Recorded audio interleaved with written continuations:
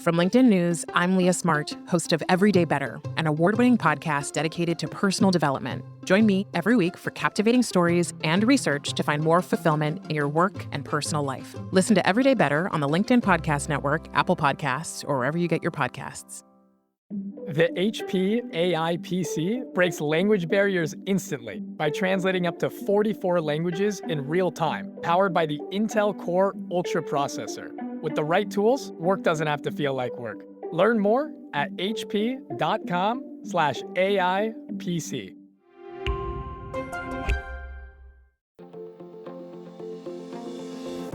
Hello, my friend, and welcome to another exciting episode of Negotiate Anything. Thanks for joining us today. With over 10 million downloads and listeners from more than 180 different countries, it's dedicated listeners just like you who have made Negotiate Anything the #1 negotiation podcast in the world. I'm your host, Kwame Christian. I'm a business lawyer, mediator, author, and the proud CEO of the American Negotiation Institute. Now, before we get into today's insightful conversation, I have a golden opportunity for those of you who recognize the power of negotiation in your professional lives. Have you ever found yourself wishing that you could navigate those high-stakes conversations with more confidence? Or perhaps you're looking to empower your team with the art of persuasion and conflict resolution. At the American Negotiation Institute, we've crafted specialized keynotes and workshops tailored for those very needs. We've transformed the negotiation skills of professionals worldwide, and we're eager to do the same for you. We believe the best things in life are on the other side of difficult conversations, and our goal is to help you improve your lives and the lives of those around you, one difficult conversation at a time. Don't let another challenging conversation leave you second guessing. Click the link in the description to discover how we can help you find confidence in conflict, negotiate better deals, and have stronger relationships. Because in the world of business, every conversation counts. And now, without further ado, let's jump into the interview. Maileen, thanks for joining us today. Thank you, Kwame. I really do appreciate the opportunity to speak with you. Yeah, it's a pleasure to have you, my friend. So how about you get us started by telling us a little bit about yourself and what you do? Absolutely. Kwame, first of all, I want to thank you for being part of the upcoming WTIA, Washington Technology Industry Association Diversity, Equity, and Inclusion Summit. I work for the DEI Center of Excellence at WTIA, and I just want to do a quick plug. The event is tailored for anyone with an interest in operationalizing DEI within their organization, and it's particularly helpful and relevant for C-suite leaders of startups, small and medium-sized companies, as well as human resources and DEI leaders. And as far as myself, I have more than 20 years of experience doing strategic communications and also being an internal DEI resource for large complex organizations in healthcare, nonprofits, as well as higher education institutions. It's really a great pleasure to be part of your this conversation with you today, Kwame. Yes, it is a pleasure to have you. And thank you for the shout out and bringing me to the conference, too. I appreciate it. So listeners, Maileen has a very special place in my heart because we first connected in July when Maileen reached out to talk about the opportunity to do this keynote here. And you were the first person that I ever met who read the book that was not on my team. And so to hear your feedback, it was really encouraging because when you write a book, you're kind of in your cave and you're not exposed to the world. It feels like you're just in solitude, just writing this thing. And then when it's exposed to the world, it's kind of scary because you're wondering, was I right? was I just way off? So it was really reassuring to get that feedback from you. So I appreciate that. Absolutely. And Kwame, I want to tell you that when I first got the advanced reader copy of your book and I started diving in, everything that you wrote in the book really resonated for me as as a longtime DEI leader and having done this work and having a whole loads of conversation with other DEI leaders as well. think I've mentioned before that the work of Washington Technology Industry Association in DEI is strengthened by our commitment to the 70 plus companies that signed the Anti-Racism in Tech Pact, which is a bold vision for dismantling systemic racism in the technology industry.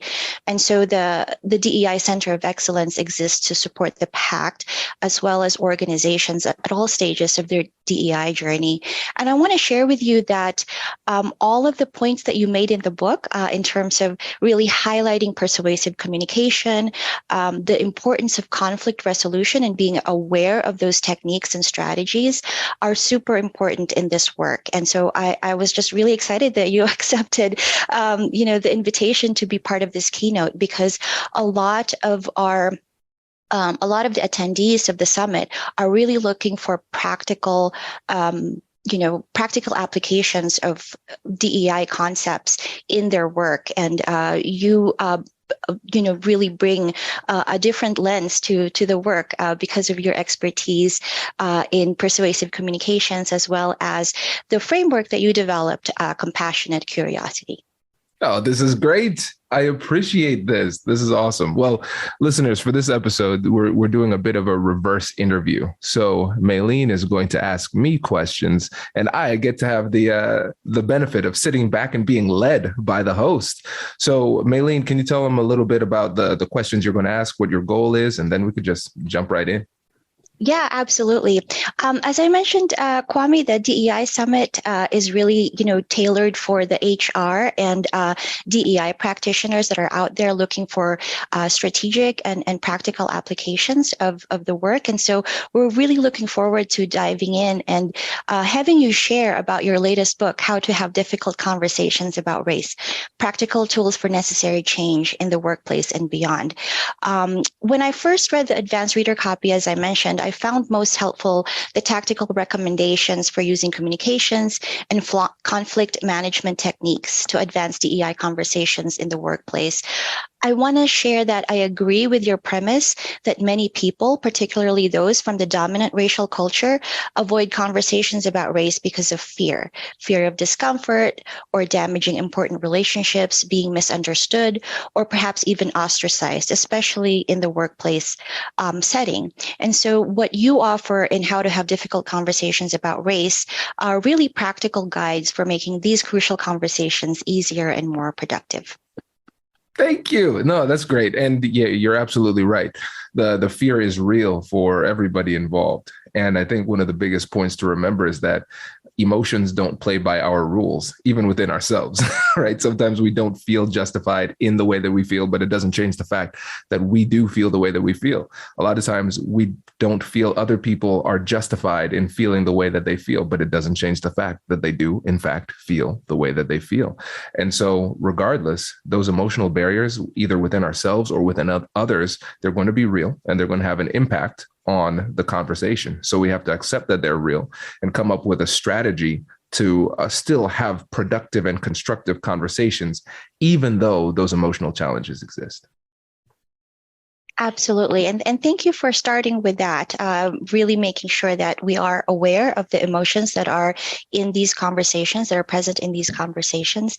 But I'm wondering if we can also start, from the beginning, the origin story of the book.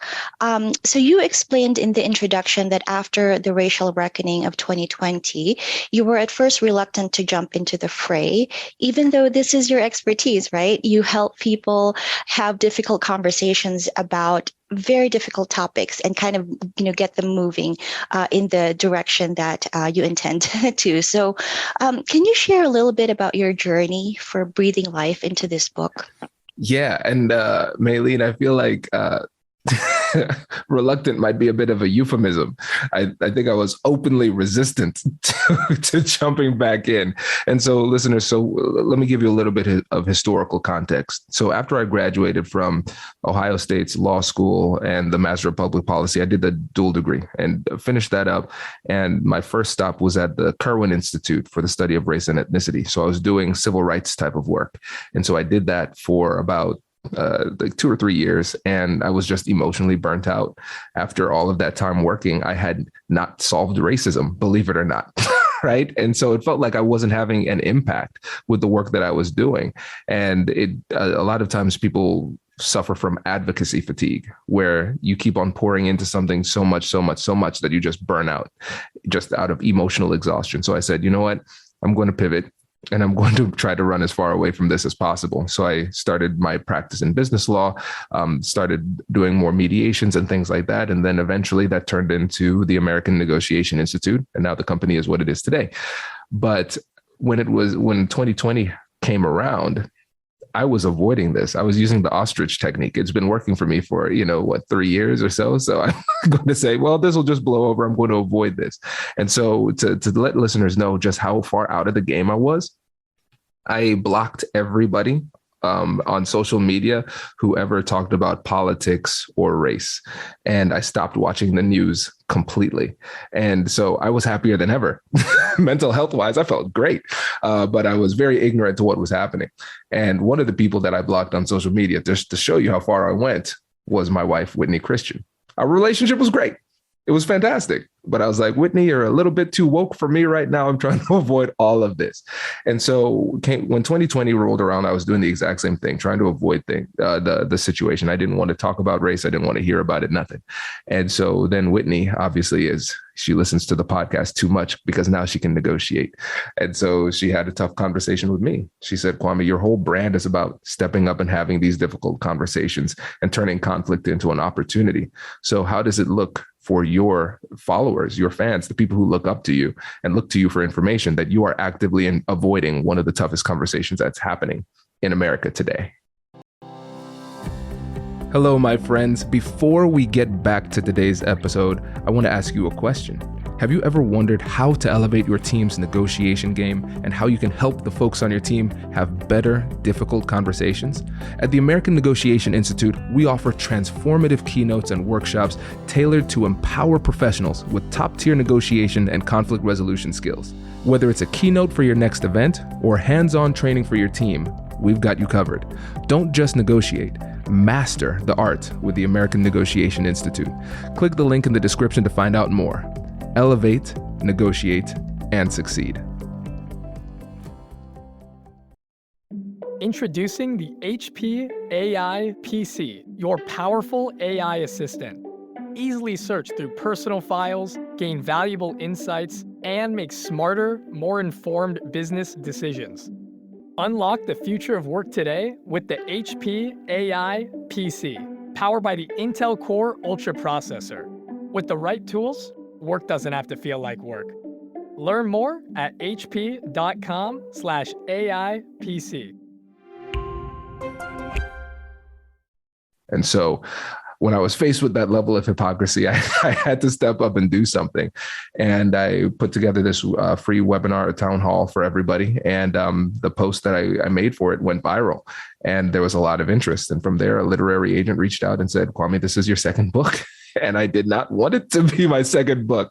But I said, listen, I want to be where the hardest conversations are. And I want to be able to help people in this way, because my assumption is that if I can give people a tool that can make this particular conversation easier, it will make every conversation they're having easier, whether or not it's about race, DEI, or anything like that. Just all conversations will be easier if you can absorb the lessons from this book. And so that's really the spirit that I brought into this. I wanted to make it as powerful and practical as possible and really stay in my lane. So I say it in the introduction and throughout the book. My goal isn't to teach people what to think about race. I want to teach people how to talk about race throughout it. And I think we did a pretty solid job of maintaining that focus and that spirit throughout the book.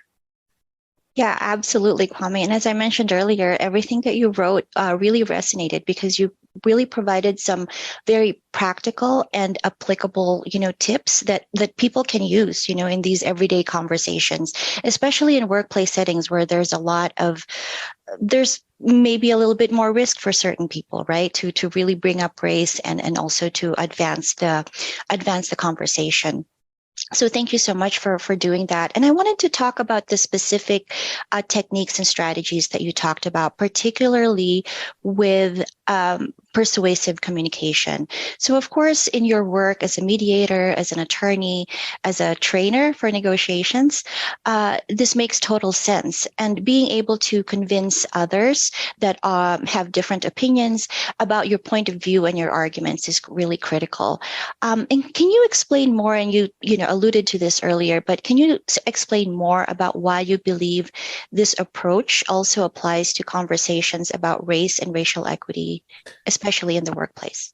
Yeah, definitely. And so when I think about our approach to difficult conversations, our methodology is to approach it first from diffusing the emotional challenge, and then connecting, and then persuading. That's always our sequence with the American Negotiation Institute. And so, of course, the compassionate curiosity framework fits in nicely to that.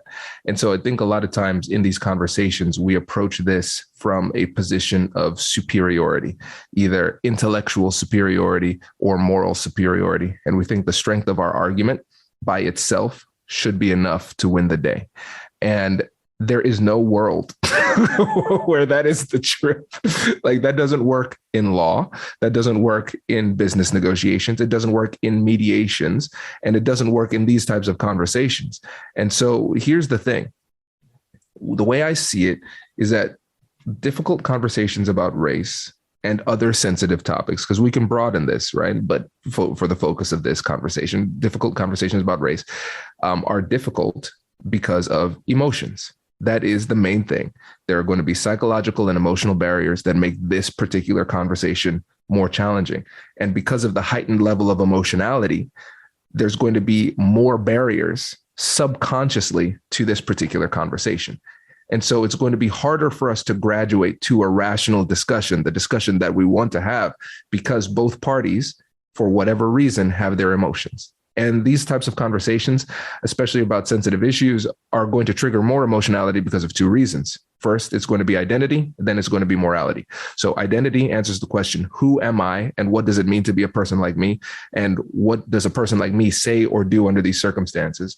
And then also morality. What does it mean to be a good or bad person? Those are the two things that really feed into this discussion that make this discussion much more difficult. And so there is a very simple solution to dealing with highly emotional conversations. The more emotional the conversations, the more tightly we need to hold on to the core principles of negotiation, persuasion, and conflict resolution. And so I want to write a book that is just a really tight, strategic, and tactical guide for being able to identify the psychological and emotional barriers, and then have an actual approach to addressing those psychological emotional barriers. Because I want ultimately the book to be empowering. I want people to read the book and say, I can do this. I can step up and have this conversation. And I feel like too many books in this genre are a bit too disempowering, where we blame other people for our problems and we blame other people for the conversations going poorly without giving people the practical tools to actually address the situation. So we can read a book and then we could say, you know what? Now I know 10 different reasons why that person is terrible and why they are making every conversation rough. Okay, now what do you do about that? Nothing. They need to get better. Well, that's disempowering. Then you're giving away your ability to change the situation, because we're saying, you know what, it's their fault. They need to do better. But we have to remember there's a difference between fault and responsibility. It might be their fault for performing poorly because most people just aren't trained on this. But even though it might be their fault, if we want to be an advocate or an ally or change the situation, now it's our responsibility to comport ourselves at a higher level during the conversation to overcome those very predictable emotional and psychological barriers that we'll face in these conversations. So I know that's a long-winded answer, but that is why we need to really pay attention to the skills of conflict resolution, negotiation, and persuasion as it relates to these sensitive topics. Really do appreciate you writing this book and providing us some of these tactical tools and strategies and how to break down these, communication barriers and a different way of approaching these issues, right? And also your emphasis on the framework of applying compassionate curiosity and how you started with, humble inquiry and how it engenders mutual trust and understanding. And I understand that you first discussed this framework in the TED Talk that went viral, as well as in your first book, Finding Confidence in Conflict. And not to give away too much, but I was struck by how you explained the framework in a very accessible manner. It's such a complex concept, but you made it look so easy, right? And so the steps that you outlined are really profound. Acknowledge and validate emotions as you have been discussing it. Get curious with compassion, and also use joint problem solving.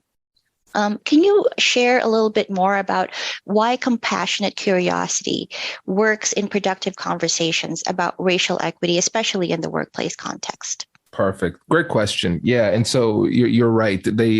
It is a simple approach. And it took years to get it that simple because I really sat there and thought about it and said, what are the things that I do in every single conversation? Like every single conversation that goes well, what is it that I kind of do naturally? Because I'm obsessed with this type of information, Maileen. Right now, we're at, besides like teaching, being a professor at 2 schools, and then doing these trainings all the time. I mean, we're at episode, like 660 of the podcast now. And every time I do an episode, I learn something new through doing the episode. So there are things that I've just absorbed and then put into practice kind of organically. But with compassionate curiosity, I wanted to figure out what are those things that I always do. Because when you think about what compassionate curiosity is, if we're trying to label it, it's not a strategy. It's kind of a tactic, but I think it's even more than a tactic. It's more like a mental model that you can put on every conversation. So for me, when I am a lawyer, I'm negotiating with opposing counsel, I'm using compassionate curiosity. If I'm a mediator resolving conflict, I'm using compassionate curiosity. As a father tucking in my son to bed as he's getting out and disobeying me, I'm using compassionate curiosity. And of course, with my wife, using that too. I want something that's ubiquitous, right? So that's really the power, because every conversation turns into a practice opportunity, because it's not a natural response to be empathetic when somebody is really getting under your skin or frustrating you. When somebody says something offensive or you feel as though they're an obstacle to progress, empathy is not the natural response, right? But if you start to be able to see compassionate curiosity everywhere, you can put it into action. So like you said, it is first, acknowledge and validate emotions. Step 2, get curious with compassion. And step 3, joint problem solving. But it's also designed to not only resolve the external conflicts with others, but also it can be flipped internally with your self-negotiation as a tool for introspection, bias reduction, and emotional regulation too. So again, what you're going to do is you're going to acknowledge and validate your own emotions, get curious with self-directed compassion, asking questions to figure out the root of the emotionality. And then with joint problem solving internally, we're reconciling the differences between our hearts and minds. What would satisfy me emotionally in this situation? And what would actually satisfy me in terms of solving the problem? What should I do in the real world? And by going through this exercise, it helps to calm you down, helps you to make better decisions, because you're recognizing what decisions are influenced by bias and which decisions are influenced by rational thought. And then just it helps you to understand yourself on a deeper level. So once you do that internal self-work, then it makes you a lot more effective in the actual conversation, because you can operate at a point of stability and clarity. Again, I keep saying appreciate, because I am just so grateful that, again, you wrote this book and that you are here in this conversation in this DEI space, right? Because as you mentioned earlier, there's a lot of, foundational and fundamental concepts that you expressed in the book that, to be completely honest, we don't really get in a lot of the DEI practices and policies that we are encountering in the workplace. And so really just starting with, as you mentioned, compassionate curiosity, starting with the self. And I can share that having done this work for many years, I've seen the impulse toward acquiring tools and fixing what's wrong in systems and institutions, right? And of course, that's super important. But in the DEI space, we need something more. We get a whole host of learning and development strategies that define what diversity is or what equity is not. So starting with those, the nomenclature, right? And we also get a lot of training about the neuroscience of unconscious and implicit biases, tools and tips about DEI strategies, etc. And what's missing is what you're talking about, the fundamental foundational focus on the self, right? Acknowledging the impacts of systemic racism on current inequities and other, systemic inequities and oppression as well as refining and clarifying one's commitment to racial equity. So when I read, your book, an important aspect of compassionate curiosity is nurturing self-awareness strategies, which starts with understanding where one stands on important issues of equity. Can you elaborate more about your thoughts on why self-awareness is an important first step in bringing others along on the journey toward justice? Yeah. So when you think about self-awareness, let's just use the metaphor of a map. So if I'm trying to tell you where you should go relative to where I need to know where I am on this map too, right? So there's always some kind of journey that we're going on. So let's say it's a situation where I am in a situation where I'm mad or I'm frustrated. That's my current emotional state.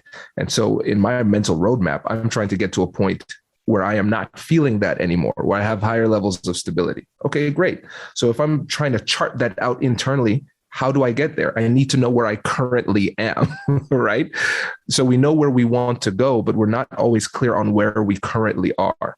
And so that's why self-awareness is where we start. When it comes to emotional intelligence, that's always the starting point. Being able to acknowledge and accept where we currently are mentally, emotionally, spiritually, whatever it happens to be. And that takes introspection. But a lot of times when people say, okay, go use some introspection, think about it, right? There's no framework for it. Well, okay, I thought about it for 2 seconds. Is that what you mean? Because I did think about it, right? So I wanted to make it a little bit clear. So there's a roadmap so we can identify it, help us to figure out where we are and what we want to do. Because the thing is, these situations are complex and there are layers to it. And if you don't take the time to go through it, you won't really understand the subtle nuances. So here's a good example. So if you remember in the compassionate curiosity section, kind of walk through how you can do this internally. And I gave the example of Julie Chen. So let's say you're in a conversation and somebody says, hey, I'm thinking about promoting a woman on your team named Julie Chen. What do you think about her? Instant gut reaction is, no, I don't think she's leadership material. I don't think that's a good move. Like that's the thought. And so I say, this is an opportunity before you let off that thought. Let's go through it because you might objectively be correct, but we want to make sure, right? So acknowledge and validate, in this case, the feelings, the emotions, the beliefs, the thoughts, right? So what is that acknowledgement? Okay, I don't think Julie Chen is leadership material. Okay, what else are you feeling? Yeah, I don't feel comfortable giving the recommendation in this situation. Anything else? No, that's about it. Okay, we have identified where we currently are. That's where we are. That's acknowledging, right? And validating it. Okay, I can understand how you got there.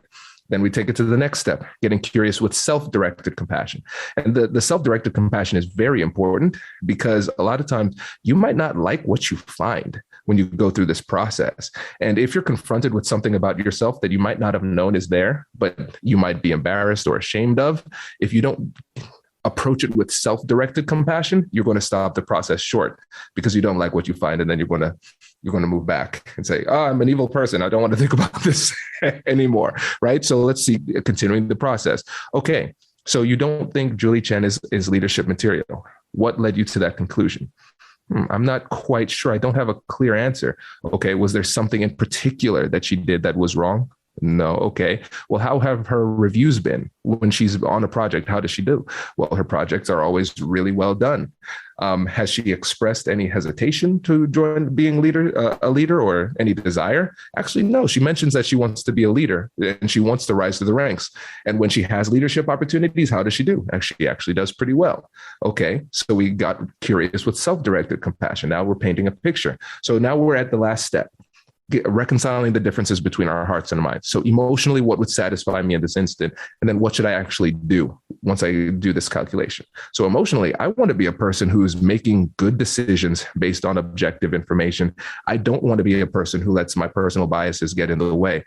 I'm not exactly sure what held me back from making that determination with Julie Chen in this situation, but I know that I don't have the evidence to substantiate my conclusion. And so I want to be a fair-minded person. So what should I do in this situation? I should probably give the recommendation. Now, this is an example of internally directed compassionate curiosity, resolving that internal negotiation. And it might seem cumbersome, but the thing is, if you take the time and practice more and more and more, you'll get a lot more efficient with this process and you'll be able to do it a lot faster. But again, it needs to become a mental habit.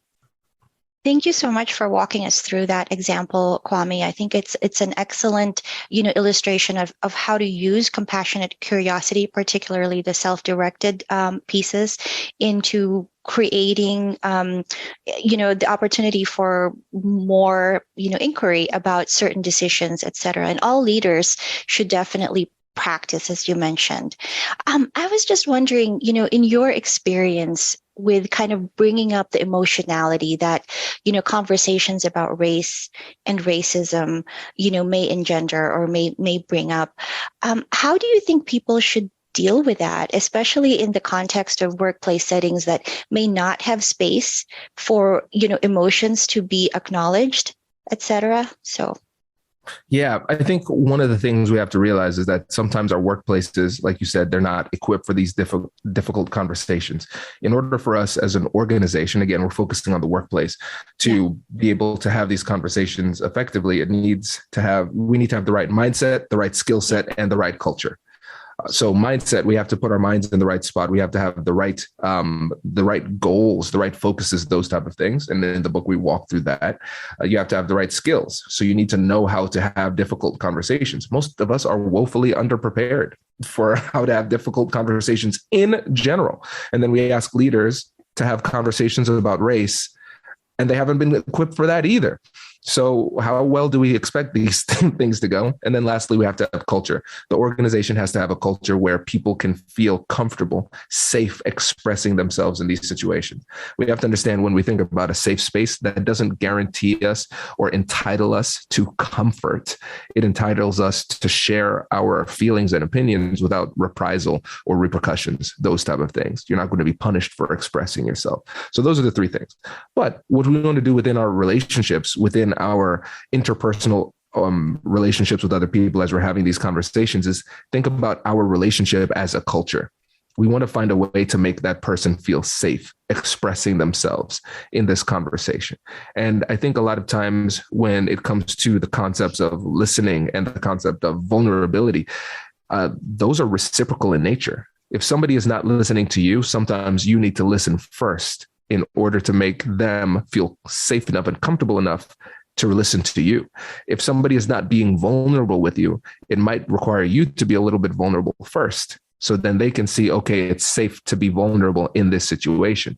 So it's not easy to address the emotionality in these conversations, but it is necessary if we want to have higher level dialogue. Because a lot of times what people do is they feel those emotions, or they can see the emotions on the other side, and they're not comfortable with the emotionality, nor do they have the skills to address the emotionality.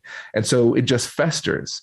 The way you address a problem or solve a problem is not by avoiding it, right? Just pretending the emotions aren't there is not an effective way to address the impact that the emotions are going to have on the conversation.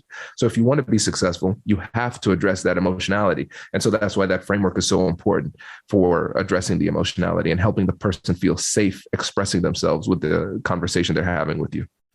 Thank you so much, Kwame, for mentioning that. And, in relation to the upcoming summit and really kind of diving deeper into, these practical tools that you're sharing with us, particularly in the technology field, right, where DEI is still, a fairly new concept, and a lot of organizations are getting into the DEI conversation with such sort of a novice awareness about this work. We really are looking forward to having your expertise there. And those are all the questions that I had. I was wondering if there was anything else that you would like to emphasize for perhaps those leaders in technology organizations that will be joining the summit. Yeah, I think the big thing is you have to lean in and use the framework. I want to keep it as simple as possible. I keep on saying that because I think it's important, because I think fear is a very crafty emotion and it can mask itself in a lot of different ways. And for intellectuals, for people who are deep thinkers, one of the best ways and most effective ways for fear to operate is through overthinking. And so if I That's naturally going to be one of people's responses to fear. And so I don't want to make it easy for the fear to overcomplicate things by me overcomplicating things too. So if there's one thing that I want people to take away, it is number one, have the conversation. Remember, conflict is an opportunity, and we can turn these interactions into opportunities to learn, grow, strengthen the relationships, solve problems, improve organizations. With the right mindset, the opportunities abound when it comes to these difficult conversations. So have the conversation. And you don't need to spice things up. You don't need to try anything new or anything like that. Just stick to the framework. Acknowledge and validate emotions, get curious with compassion, enjoy problem solving. And that's one of my favorite things to do on the stage sometimes is just if somebody brings up a good situation, I say, hey, let's use this as a case study. I want you to become that person that you're afraid of. And I want you to take what they typically give you, ramp it up by like tenfold. And I'm going to limit myself to one tool, compassionate curiosity. I'm not going to use another negotiation or conflict resolution tool. I'm just going to use this one. And I'll show you how it operates in this situation. And then we go back and forth. The person's like, I'm struggling to stay mad in this situation because it's science at the end of the day. And in the book, I break down all of the science too. But for now, when it comes to the message to the leaders who are listening to this podcast and who would be listening to the summit, just have the conversation and use the framework. That's all you need to do. Much appreciation, Kwame, for this wonderful, discussion. And we really look forward to your keynote and also the fireside chat with our Chief Diversity Officer, Yolanda Chase. My pleasure. This will be fun. Thanks for coming on the show. Congratulations, you've just joined an elite club. By listening to a full episode, you're now officially on the Negotiate Anything team. So welcome aboard. What most team members do is they subscribe to the podcast because that allows them to automatically get the latest episodes of the show. The best things in life lie on the other side of difficult conversations. Keep learning, keep practicing, and keep getting better. Your relationships will improve, your career will soar, and you'll have the confidence you need to get the most out of these crucial conversations. Again, thank you for joining the team. We're excited to have you, and I will see you in the next episode. I'll catch you later.